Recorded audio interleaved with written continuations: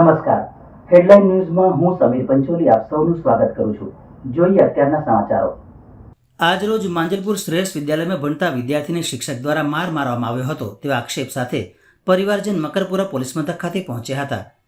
માંજલપુર શ્રેષ્ઠ વિદ્યાલય ખાતે આજે ડ્રોઈંગના શિક્ષક દ્વારા વિદ્યાર્થીને માર મારવામાં આવ્યો હતો તેવા આક્ષેપ વિદ્યાર્થી તથા પરિવારજનોએ કર્યા હતા.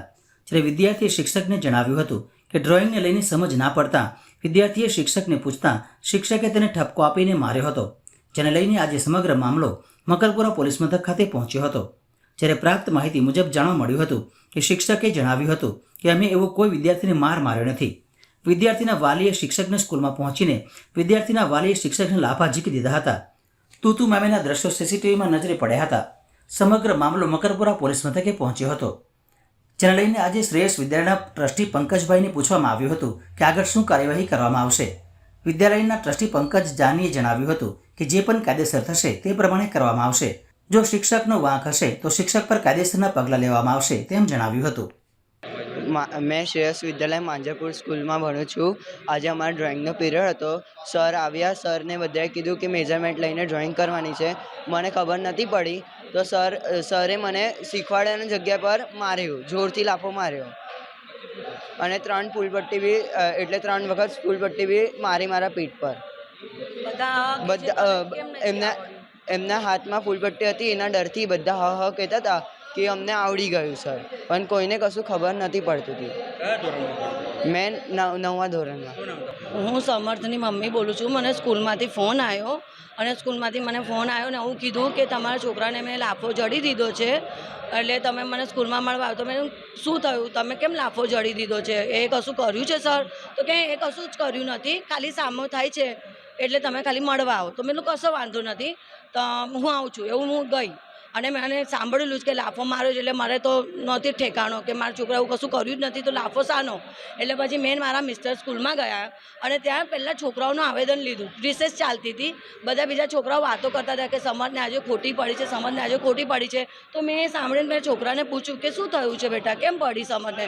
તો કે આંટી એમને બહુ જોરથી માર્યો, એનો વાંક પણ નહોતો. હવે એટલું સાંભળીને પછી કોઈ બી મા બાપને શું થાય કે મારા છોકરાનો વાંક પણ નહોતો અને પછી મને મારા છોકરાને એવું રીતે મારીને પછી અમને બોલાવે છે. એટલે અમે પણ મારા મિસ્ટરને ગયા અને ત્યાં એમને સાચું જ કહું છું, એમને લાફો મારી દીધો સરને. અને ત્યાં જ પછી 4-5 સર જણાએ મળીને મારા હસબન્ડને માર્યો છે, માર માર્યો છે અને એમને બધા જણ લટકી પડ્યા અને બાયનું બંધ કરી દીધું એ સ્ટાફ રૂમનું. હા, આજે હું ફરિયાદ કરવા આવી છું. મને ડાયરેક્ટ જ બોલાયા ને ત્યાં. તો મને નીચે કેબિન એમાં પૂછ્યું ને ઓફિસમાં, તો પછી એ લોકો એવું કીધું કે સ્કૂલ તમે ઉપર જાઓ, સરે બોલાય છે ને સરને મળી લો સ્ટાફ રૂમમાં. એટલે અમે ડાયરેક્ટ સ્ટાફ રૂમમાં જ ગયા. એટલે બાળકને સમજાવ્યું, ભણાવ્યું, પછી એને પ્રેમથી સમજાયો, બરાબર છે. છોકરો બહેસ કરવા લાગ્યો, અમે એને પ્રેમથી સમજાયો અને બેસાડી દીધો. પછી એને એનું મિસબિહેવિયર જોયું એટલે મેં એમના વાલીને બોલાયા. વાલી ડાયરેક્ટ સ્કૂલે આવ્યા અને ડાયરેક્ટ સ્ટાફ રૂમમાં આવીને ટીચર ઉપર એટેક જ કરી દીધો ડાયરેક્ટ. તમે વિદ્યાર્થીને માર્યો છે એવું આક્ષેપ કરો? માર્યો એટલે નોર્મલ સમજાયો ઊભો કરીને. તમે વિડીયો અમારું કેમેરા ચાલુ છે એમાં જુઓ એટલે ખ્યાલ આવશે. મારતો ટીચર કેવો દેખાય અને સમજાવતો કેવો ટીચર દેખાય છે, બરાબર છે. છોકરાને તમે આમ હાથ ગાલ પર ફેરવો એટલે મારી લો, એ કેવી રીતે મારી લો? વાલીના પિતા તમારા પર હુમલો કર્યો અને આ જુઓ તમે મોઢા ઉપર બહુ ખરાબ રીતે માર્યો. એ લોકોના આક્ષેપ એવા છે કે સ્કૂલના ટીચરો દ્વારા બી ના ખોટું. એ પણ વિડીયો છે અમારી પાસે, હે ને, ફૂટેજ એમાં દેખાય જ છે. એ ડાયરેક્ટ આવીને મારે છે અને બધા ટીચરો એને પકડીને બહાર લઈ જાય, બીજું કશું છે જ નહીં.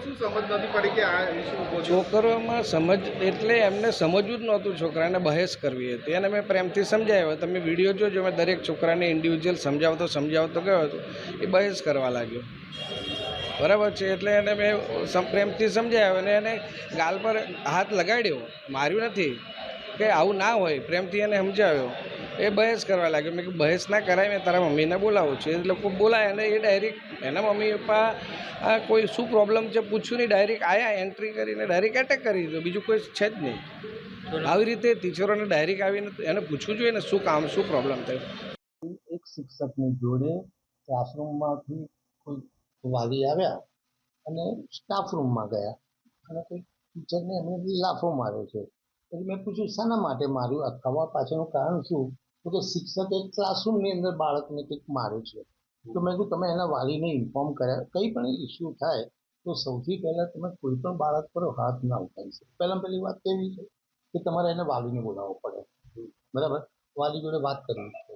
એટલે હમણાં આવા દો, મને સમજવા દો, પછી હું જે પણ હશે તો કડક એક્શન લઈશ. નહીં મારી તો ટીચરો છે જ, નહીં હમણાં મને આવા થતો એ આવશે એટલે વાત કરીને એક્શન તો લેવા એક્શન લેવાશે.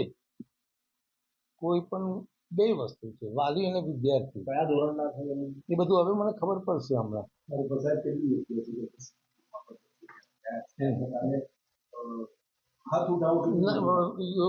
વાલી એટલે વિદ્યાર્થી પર તમારે કોર્પસ પનિશમેન્ટ એટલે ક્યારે મરાય નહીં.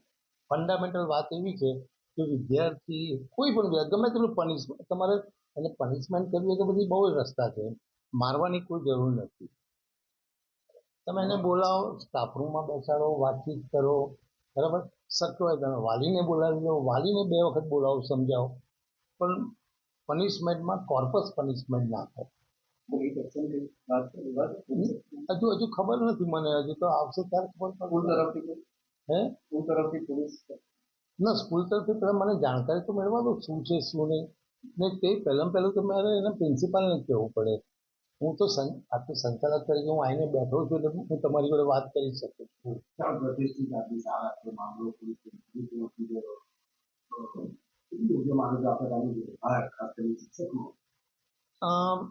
મેં નહીં કીધું કે બને ત્યાં સુધી ક્યારે આટલા બધા વિદ્યાર્થી આપણે ત્યાં ભણતા હોય ને આટલા બધા વર્ષોની સ્કૂલ હોય ને તમે ક્યારેય એવું સાંભળ્યું નહીં કે શ્રેયસમાં આવું કશું બન્યું છે. આ જ્યારે પહેલી વખત આવો પ્રસંગ બન્યો છે તો હું 100% એમાં તપાસ કરીશ, પૂરેપૂરી તપાસ કરીશ.